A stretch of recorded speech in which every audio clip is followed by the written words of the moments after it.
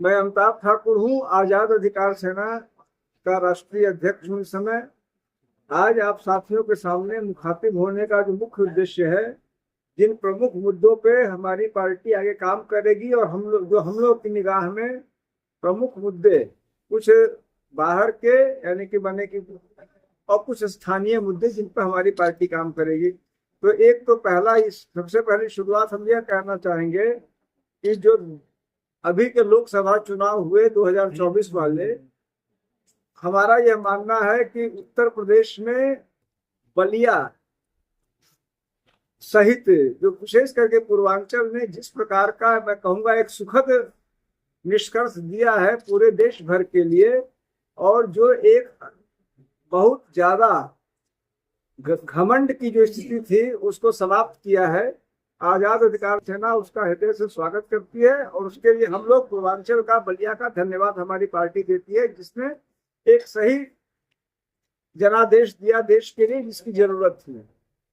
दूसरी बात यह कि इसी चुनाव के दौरान जिस प्रकार से शासन और प्रशासन ने लगातार अपने पद का दुरुपयोग किया, वह वास्तव में अत्यंत ही कष्टप्रद था।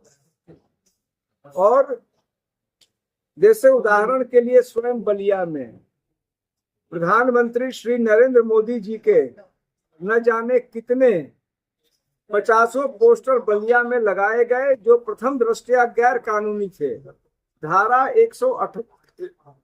178A लोक प्रतिनिधित्व अधिनियम कहता है कि कोई भी बैनर पोस्टर अगर लगा हो चुनाव के दौरान, उसमें निश्चित रूप से मुद्रक और प्रकाशक का नाम होना चाहिए। इनमें से किसी बैनर पोस्टर में मुद्रक प्रकाशक का नाम नहीं था। इन सभी मामलों में धारा 178A लोक प्रतिनिधित्व अधिनियम का FIR दर्ज होना चाहिए था। लखनऊ में मैंने कम से कम 50 मामले, मैंने मुख्यमंत्री आवास के पास जो लोहिया पथ है, खुद मुझे अमिताभ ठाकुर ने 50 मामले ऐसे उनको शिकायतें की। और कष्ट का विषय है कि मेरे पास सारे एविडेंस है जिसको लेके मैं हाईकोर्ट जाऊंगा, जिनमें साफ दिख रहा है कि मुद्रक प्रकाशक का नाम नहीं है और 6 महीने की सजा वाला FIR होना चाहिए। अफसर इतने भयभीत थे कि उन्होंने सीधे सीधे लिख दिया कि इसमें कोई अनियमितता नहीं है। यानी कि अफसरों ने पूरे दबाव में काम किया जो गंभीर है। उस स्थिति को आपके बलिया जनपद ने समाप्त किया, इसके लिए बलिया जनपद धन्यवाद का पात्र है। तीसरी बात हमें यह कहनी है कि हमारी पार्टी आजाद अधिकार सेना इन चुनावों में कुछ जगह प्रतिभाग की, 5 जगह हमने प्रतिभाग किया। एक जगह हमारी पार्टी चौथे स्थान पे रही बागपत में, और अन्य जगहों पे साधारण प्रदर्शन हमने किया। लेकिन 2027 के चुनाव में हमारी पार्टी पूरे मनोयोग से, पूरी शक्ति से प्रतिभाग करेगी। और हमने निर्णय लिया है कि सभी 403 स्थान, उत्तर प्रदेश के सभी 403 स्थानों में आजाद अधिकार सेना भाग लेगी। हमने अभी से उसके लिए प्रत्याशियों का चयन प्रारंभ कर दिया है। 15 प्रत्याशी हमने अभी चयनित भी कर लिए हैं जो प्रदेश के विभिन्न स्थानों पे हैं। चूंकि हम नई पार्टी हैं, छोटी पार्टी हैं, अतः हम प्रारंभ से ही, शुरू से ही काम कर रहे हैं ताकि हमारे साथी अन्य बड़ी पार्टियों की तुलना में अच्छे ढंग से चुनाव लड़ सकें और बड़ी पार्टियों का श्रेष्ठ ढंग से मुकाबला कर सकें। इसके लिए हमारी पार्टी पहले से काम करना शुरू कर चुकी है। यह तीसरी बात मैं कहूंगा। चौथी बात जो बलिया के संदर्भ में मैं कहूंगा, बलिया में मैं 2 मामले, पुलिस प्रशासन की हकीकत को खोलते हुए 2 मामले मैं कहना चाहूंगा जो यहाँ की सरकार कहती है, यहाँ की प्रशासन कहती है कि बहुत मुस्तैद है। एक मामला मैं बताऊंगा, थाना कोतवाली के नेक राम यादव का मामला है। यहाँ एक दरोगा है नेक राम यादव, आप लोगों ने ही उनका वीडियो वायरल हुआ जिसमें सीधे सीधे फोन करके कह रहे हैं कि 5,000 रुपए दिए जाए। मेरी जानकारी के अनुसार अब तक उनके खिलाफ कार्रवाई नहीं हुई, न उनके खिलाफ हुई, न उनके इंस्पेक्टर के खिलाफ हुई।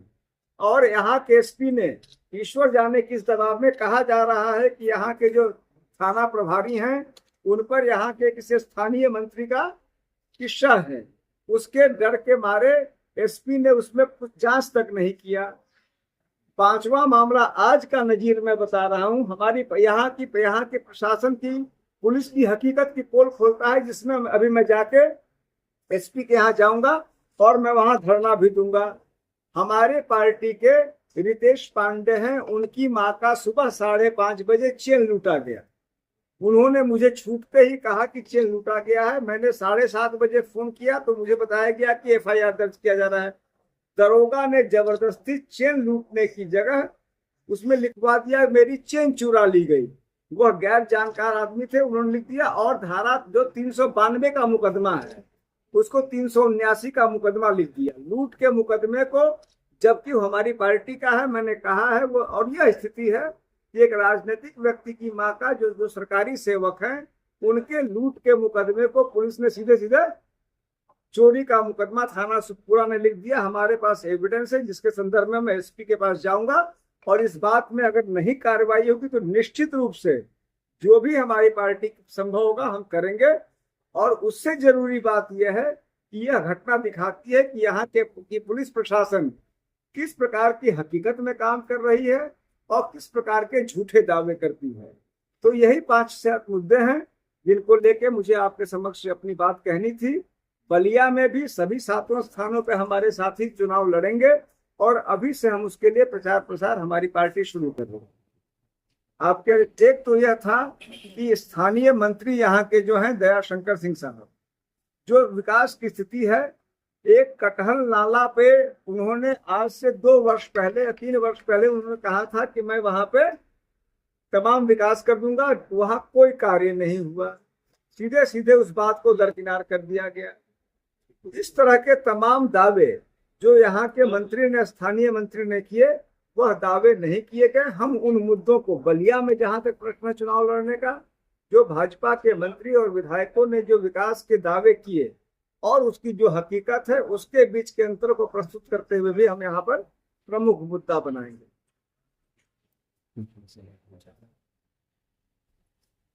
चुनाव लड़ने के लिए आपने घोषणा की थी जी, क्या वजह रहा कि लोकसभा चुनाव में आपकी party back to back? Lok Sabha चुनाव में मैंने कहा था, मैं स्वयं यहाँ आया था, मुझे उम्मीद थी कि मैं यहाँ लड़ने की स्थिति में रहूंगा, हमारी पार्टी लड़ पाएगी। लेकिन जब व्यवहारिक रूप से हमने यहाँ प्रयास किए, उतने अल्प अवधि में हम उस तरह से अपने आप को नहीं देख पावे कि हम वहां पर श्रेष्ठ प्रदर्शन कर पाएंगे।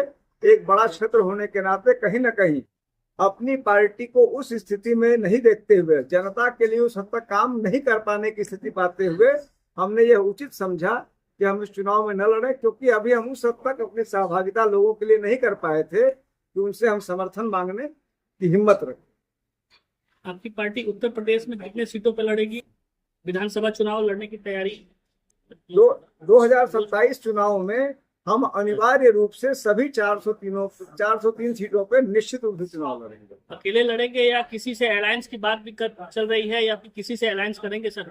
देखिए, अभी इस समय के हिसाब से हम अकेले लड़ेंगे, लेकिन यह जरूर है कि उस वक्त अगर स्थितियां ऐसी बनेंगी, अगर हमें, और मैं इस बात को कहूँ, यदि दूसरे लोग समझेंगे कि हम उस योग्य हैं, हमारी पार्टी इस बारे में सहमत होगी कि वैचारिक स्तर पर हम लोग साथ काम कर सकते हैं, तो हम अलायंस से इनकार नहीं करेंगे। लेकिन मौजूदा समय में हम यही मान के चल रहे हैं कि हम इन चुनाव को अकेले अपने दम पर, जो भी हमारी हैसियत है, सभी 403 स्थानों पर चुनाव लड़ेंगे। इससे पहले सर त्रिस्तरीय पंचायत चुनाव होने वाले हैं, तो उसके लिए भी तैयारियां चल रही हैं, क्या उसमें भी आप लोग उतरेंगे? इस समय के बाद से इस बार भी हमारे 5 प्रत्याशी, एक महाराष्ट्र में और 4 यहाँ पे लड़े थे। इस समय के बाद से जो भी चुनाव होंगे, हमारे पास जितनी ताकत है, और मैं सार्वजनिक कहूंगा कि हमारी ताकत अभी सीमित है, लेकिन जितनी ताकत है, जो भी चुनाव है उसमें हम निश्चित प्रतिभाग करेंगे। सर, इस लोकसभा चुनाव में जिस तरह से बीजेपी को पूर्ण बहुमत नहीं मिली है, तो क्या लगता है कि अगर प्रधानमंत्री कमजोर अगर हो रहे हैं तो देश भी हमारा कमजोर होगा सर? देखिए, हमारी पार्टी का यह मानना है कि यह बहुत ही सुंदर जनादेश है, और हमारा यह मानना है, हमारी पार्टी का यह मानना है कि स्थितियां अत्यंत प्रतिकूल होती जा रही थी। अभिव्यक्ति की आजादी और जो बुनियादी हमारे संवैधानिक ढांचे के जो तथ्य थे, उन पर गहन प्रहार हो रहा था, और कहीं ना कहीं बिल्कुल एक पक्षीय स्थिति होने की बात जो चल रही थी, उस पर अंकुश लगा है। और ऐसा लग रहा है कि मौजूदा समय में जो देश के नाम पे जो विरोध होता है व्यक्ति का और देश का, तो देश के नाम पे व्यक्ति को बिल्कुल घूंटा जा रहा था, उस प्रयास पे अंकुश लगेगा, ऐसा हमारी पार्टी का मानना है। सर अगर प्रधानमंत्री कमजोर हो रहे हैं तो सर देश कमजोर होगा सर कि नहीं? देश किसी कीमत पे कमजोर नहीं होगा। मजबूत प्रधानमंत्री थे कि नहीं थे मैं नहीं जानता, लेकिन यह जरूर जानता हूं कि आम नागरिक के अधिकारों को पूरी तरह घोटा जा रहा था और कुछ चुनिंदा लोगों को ही लाभ मिल रहा था कहीं ना कहीं। इसके बाद भी और हमारी पार्टी का यह मानना है कि भारतीय जनता पार्टी की जो विजय हुई उसमें अन्य चीजों के अलावा इनकी जो आर्थिक समृद्धि थी, विगत कुछ वर्षों में भारतीय जनता पार्टी जितने बड़े कॉरपोरेट स्ट्रक्चर के रूप में सामने आई है, उस अर्थ ने इनको विजय देने में बहुत मदद की है। क्योंकि चाहे इलेक्ट्रॉनिक मीडिया हो, प्रिंट मीडिया हो, सड़कें हो, चौराहे हों, कोई भी माध्यम हो आपको प्रचार प्रसार के, सिर्फ और सिर्फ भाजपा ही वहां अपने आप को प्रस्तुत कर पा रही थी, बाकी पार्टियां बिल्कुल शून्य बजट पे थी। तो आर्थिक समृद्धि ने भी भाजपा को जिताने में फायदा पहुंचाया। जो कोई जनादेश आया है, हमारा मानना है कि वह देश के लिए बहुत ही हितकारी। क्या आपको ऐसा नहीं लगता सर कि अगर विपक्ष और भी अच्छी तरह से एकजुट हुआ होता तो रिजल्ट कुछ दूसरा होता? नहीं, मुझे ऐसा लगता है कि यह इस स्टेज में इससे बेहतर, ऐसा हमारा मानना है, इससे बेहतर विपक्ष नहीं कर सकता था। लेकिन हमारा यह मानना है कि यह अगले चुनावों तक स्थितियां निश्चित रूप से बहुत ज्यादा बदल जाएंगी। अगर विपक्ष जो अभी किया, जो चुनाव के पूर्व किया, विपक्ष की भी कमियां रही, मेरी, इनकी, उनकी भी कमियां रही, अगर हम लगातार इसी पेस पे काम करेंगे तो 2029 की स्थितियां हैं वह निश्चित रूप से इससे अलग। सर मौजूदा हालात में सर आपको नहीं लगता सर कि प्रधानमंत्री को मजबूत करना चाहिए मौजूदा जो स्थिति है, ताकि हमारा देश मजबूत रहे? मौजूदा जो हालात है इस समय, हमारी पार्टी का यह मानना है कि प्रधानमंत्री को मजबूत करने के नाम पे जो विध्वंसक स्थितियां भारतीय जनता पार्टी के बड़े लोग कर रहे थे, वह कुछ व्यक्ति विशेष के लाभ का था। देश के हित से उसका कोई लेना देना नहीं था। कुछ चुनिंदा कॉरपोरेट घराने, कुछ चुनिंदा लोगों को ही उन्होंने देश का पर्याय बना दिया था, जबकि देश का मतलब इस देश का हर व्यक्ति है। उनको मात्र 5 किलो राशन देके आपने देश की तरक्की की बात कर रहे थे, जो हमारा मानना है हमारी पार्टी को स्वीकार्य नहीं। सर बीजेपी को, सर मोदी जी या फिर बीजेपी को कमजोर करने में क्या बीजेपी का ही हाथ रहा? क्या उनके बड़े नेताओं का भी इसमें रोल रहा? क्या आपने बड़ा करीब से देखा है राजनीति के भी और प्रशासनिक तौर पर भी, तो क्या इस बीजेपी को कमजोर करने में बीजेपी के बड़े नेताओं का भी रोल इसमें रहा है क्या चुनाव? जी देखिए, निश्चित रूप से मुझे लगता है, मैं समझता हूँ कि यह पहला चुनाव होगा जिसमें भारतीय जनता पार्टी नहीं लड़ रही थी, नरेंद्र मोदी लड़ रहे थे। और मुझे लगता है कि वह ग्लानि भाजपा के जो लोगों में थी, बड़े लोगों में, बड़े चेहरों में, स्वयं लखनऊ में राजनाथ सिंह चुनाव नहीं लड़ रहे थे, नरेंद्र मोदी चुनाव लड़ रहे थे। पूरे लखनऊ में राजनाथ सिंह की एक तस्वीर नहीं लगी थी, केवल नरेंद्र मोदी की तस्वीर लगी थी।